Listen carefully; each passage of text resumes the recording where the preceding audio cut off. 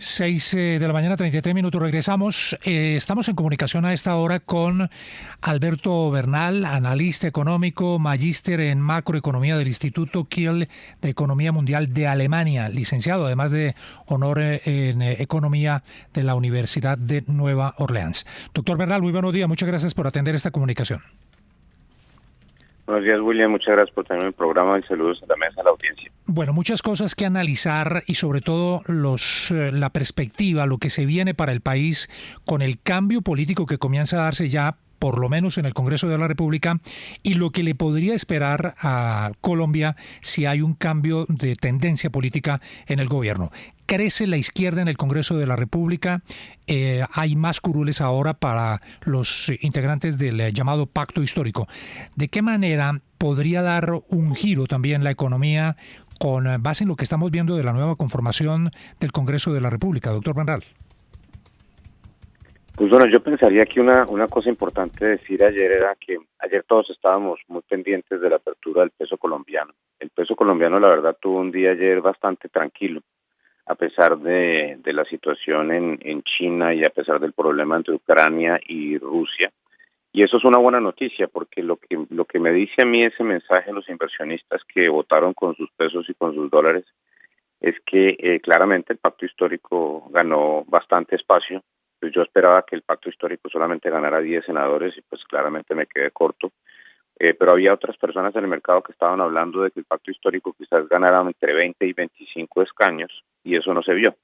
Entonces yo creo que en ese sentido hubo algo de tranquilidad de algunas personas que estaban esperando que hubiese ganado más fuerte el pacto histórico. Y la segunda parte es que la verdad es bastante difícil llegar a una matemática donde Petro pueda ganar en primera vuelta. Y eso era uno de los riesgos que tenían algunos analistas y algunos inversionistas entrando al fin de semana pasado. Y como eso no sucedió, tuvimos algo de tranquilidad en los mercados de Colombia. Y eso, pues, digamos que pues es algo que deberíamos renombrar, porque muchas personas estaban esperando que el peso colombiano perdiera muchísimo valor ayer y claramente no lo vimos, ¿no? Ahora, ¿qué implica esto? Sí. Ajá. Sí, no, doctor Bernal, sí. Que curiosamente usted lo dijo al comienzo de su intervención, hay como estabilidad en la tasa de cambio en torno a 3.800. Se creía que nuevamente iba a llegar a los 4.000 el precio del dólar, pero como que el mercado todavía no ha asimilado la composición, digámosle con un sesgo ideológico de izquierda, del grueso del Congreso colombiano. En la Cámara Baja, claramente, en la Cámara de Representantes, dominan ciertas ideas y el próximo presidente de Colombia tendrá que llevar unas reformas estructurales. Por supuesto, la eterna reforma tributaria estructural, una reforma pensional, quizá una reforma a las regalías, unas reformas que tienen que ver con la industria de hidrocarburos. ¿Usted qué cree que los mercados van a ir asimilando con el paso del tiempo y qué esperan los mercados del Congreso colombiano? Pues mire, doctor Fernando, yo la semana pasada en Nueva York participé en 2 paneles diferentes. Uno en un panel que organizó el Concilio de las Américas, el famoso Council of the Americas, que es una entidad muy importante para los mercados emergentes y para Latinoamérica, y otro en el panel de EMTA, que es como el panel de todos los traders de deuda emergente. Y hablamos sobre Colombia. Éramos 4 personas en cada panel. En uno había calificadoras, en otros habían inversionistas institucionales y otros bancos, entre otros JP Morgan, que participó en el mismo panel que participé yo. Y básicamente le voy a contar cuáles son los temas claves, porque esa fue la pregunta, obviamente la última pregunta del panel fue, bueno, ¿cuál es la preocupación con la eventualidad presidencial de Gustavo Petro? Y hubo 3 o 4 temas muy importantes. Un tema que produce demasiada angustia en Nueva York. Ese tema de que cuando Petro habla de la verdadera independencia del Banco de la República, pero que acto seguido lo que dice es que no es independencia, sino la visión de Petro es sacar un tipo como Alberto Carrasquilla del Banco de la República, porque a Petro le parece que Alberto Carrasquilla es un tipo muy ortodoxo. Entonces, cuando ese mensaje llega a Nueva York, dice entonces qué es lo que quiere hacer, quiere poner no sé, camioneros, personas médicos, abogados, personas de mercadeo, qué es lo que quiere hacer Petro con la Junta del Banco de la República. Entonces, y claramente lo que quiere decir Petro es ponerle una visión mucho más, como quitarle la ortodoxia del Banco de la República. Ese es el mensaje de Petro para con la Junta del Banco de la República, y eso es, mejor dicho, eso es como que llegue usted con el diablo a Nueva York. Eso es súper mal visto. Eso es un tema que genera mucha angustia. El segundo tema, y que realmente, de verdad, Fernando, es que la gente no lo entiende. ¿Cómo así que a parar la exploración petrolera en Colombia? Eso es, cuando yo hablo con los inversionistas institucionales me dicen, pero sí, ¿para qué? ¿Por qué? ¿Por qué quiere hacer eso? Y tú dices, no, pues que por el calentamiento global. Y esto, mis conversaciones con las cuentas en Londres, en Boston, me dicen, pero ¿por qué va a hacer eso si Colombia es un cero a la izquierda en el proceso de calentamiento global? Y lo decía Ingrid Betancourt anoche muy bien en el debate. A mí me pareció que Ingrid defendió ese punto espectacular anoche. ¿Para qué quieres destruir, Gustavo, Ecopetrol si no va a hacer ninguna diferencia con el calentamiento global? Y eso lo dicen en Nueva York también. Entonces yo diría que eso es una preocupación muy importante. La buena noticia es que pues con un congreso así de dividido, pues hay balances. Entonces pues Petro le va a quedar mucho más difícil avanzar con esta cuestión. Entonces, Banco de la República, Ecopetrol y por último la parte fiscal. Entonces, por ejemplo, un fondo inmensamente grande en Nueva York, que estaba en el panel en el que estaba yo, decía, mire, a mí la principal preocupación es que uno puede decir todo lo que quiera decir y uno puede prometer, mejor dicho, la casa en el aire, pero si no sabe cómo financiarla, uno es un irresponsable. Entonces Nueva York no le cree a Petro sus políticas de estabilidad fiscal porque simplemente no muestra los números. Doctor Alberto Bernal, hay otro punto que yo no sé si, pues no lo ha mencionado, pero que yo creo que es preocupante desde el punto de vista del debate anoche, y es el tema de las pensiones, ¿no? Pues aquí todos estamos esperando algún día recibir una pensión, y el tema que digamos propone Petro de no solamente llevar un poco acabar con los fondos privados, porque los fondos privados le prestan la plata de las pensiones a la corrupción, al puente Chirajara, en fin, que con los fondos de nuestras pensiones se financian muchos actos de corrupción, pero también hay un tema de fondo, y es hacer una pensión igual para todos, ¿no? Plantear una pensión que sea igual para todos, no para quienes trabajen más una pensión más alta o ganen más durante su vida, o los que ganen pues menos una pensión, no una pensión equitativa y de acuerdo con lo que usted ha trabajado toda su vida y ha ganado toda su vida. Darcy, gracias por acordarme ese punto. Ese es un gran punto también, y hay uno que genera mucha incertidumbre y mucha preocupación.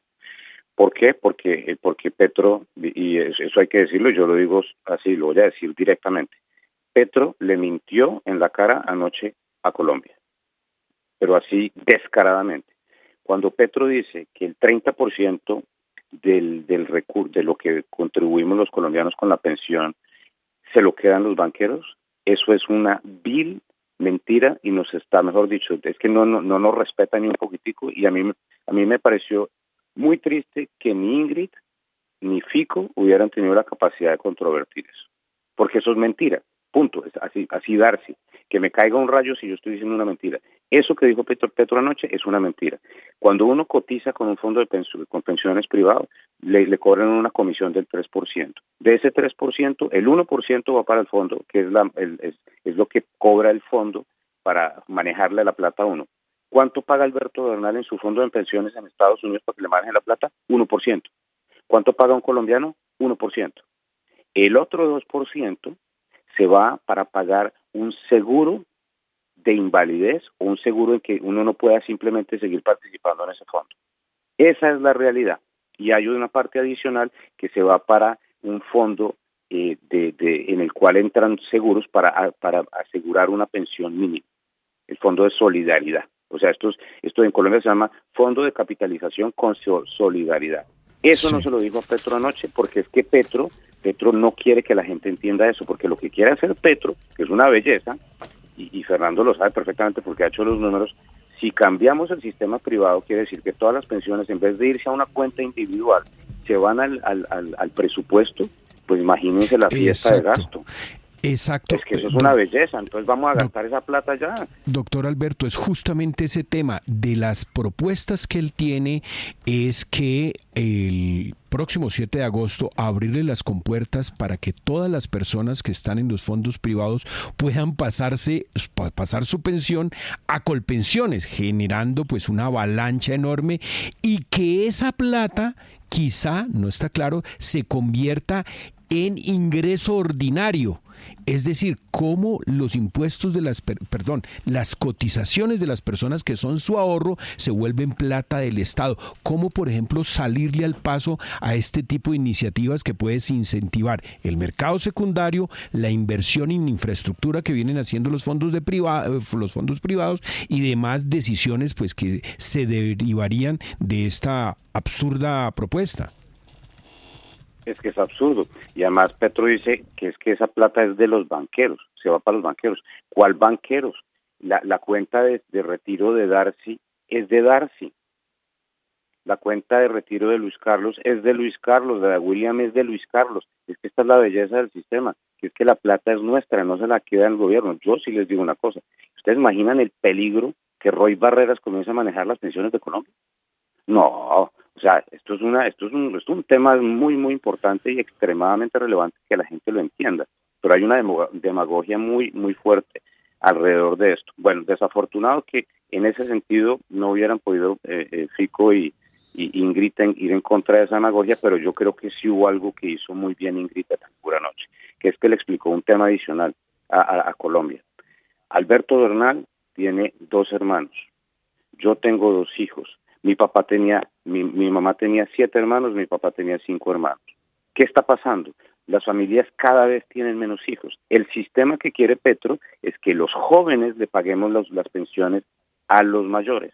¿Qué va a pasar? Dentro de 20 años no van a haber jóvenes suficientes para pagar las pensiones. O sea que ese sistema está mandado a recoger. Todos los países desarrollados del mundo están viendo cómo diablos se salen de esa situación en la cual los jóvenes le pagan a los mayores, porque no hay jóvenes. Y esto simplemente es un cambio en la sociedad. Los niños cada vez tienen menos hijos, punto. Alberto, buenos días. Es Juan Lozano. La Constitución de Colombia tiene contemplada la figura de la emergencia económica que le traslada al presidente de la República una cantidad de atribuciones para tomar medidas en materia económica, y Petro ha dicho que si llega a la presidencia quiere declarar la emergencia económica. ¿Usted cómo lee esa propuesta? ¿Cómo la ve? Juan, eso también se nombró en el panel de Nueva York y genera demasiada preocupación. Y es que yo, Juan, todo el mundo dirá, es que ese Bernal uribista, duquista, etcétera. Yo le pido el favor a la gente que miren solamente la prensa internacional cuando discuten los temas que está tocando el candidato Petro. Esto es por el bien de todo el país. Juan, uno no puede permitir eso. Es que para la emergencia económica, eso no podemos, emergencia económica no la podemos utilizar en una economía que está creciendo al 10,5%. ¿Para qué? ¿Basado en qué? Entonces yo sí quiero pensar que los poderes en Colombia van a funcionar y que eso va a ser inmediatamente, o sea, que la fuerza, que las cortes se van a meter y decir, no, un momentico muchacho, ¿cómo así que cuál emergencia y por qué? No, vaya al Congreso y cambie las cosas. Entonces yo creo que lo que insisto, que tranquiliza un poco es que las fuerzas, el pacto histórico no ganó tanto, un tema muy importante, y 2, que no le alcanzaría en teoría a Gustavo Petro para ganar en primera vuelta, y en segunda vuelta pues él ya tiene que o dejar de hablar de todas estas barbaridades que está haciendo para conseguir más votos, irse más al centro, o que gane un candidato alternativo. Entonces yo creo que eso es lo que ayer votó Wall Street en que la posibilidad sigue siendo que claramente una probabilidad muy alta de que no sé cuánto será, 40% de que gane Petro, pero que claramente no salió más fortalecido comparado a lo que esperábamos algunos el viernes. Y el que salió más fortalecido ahí fue Federico Gutiérrez.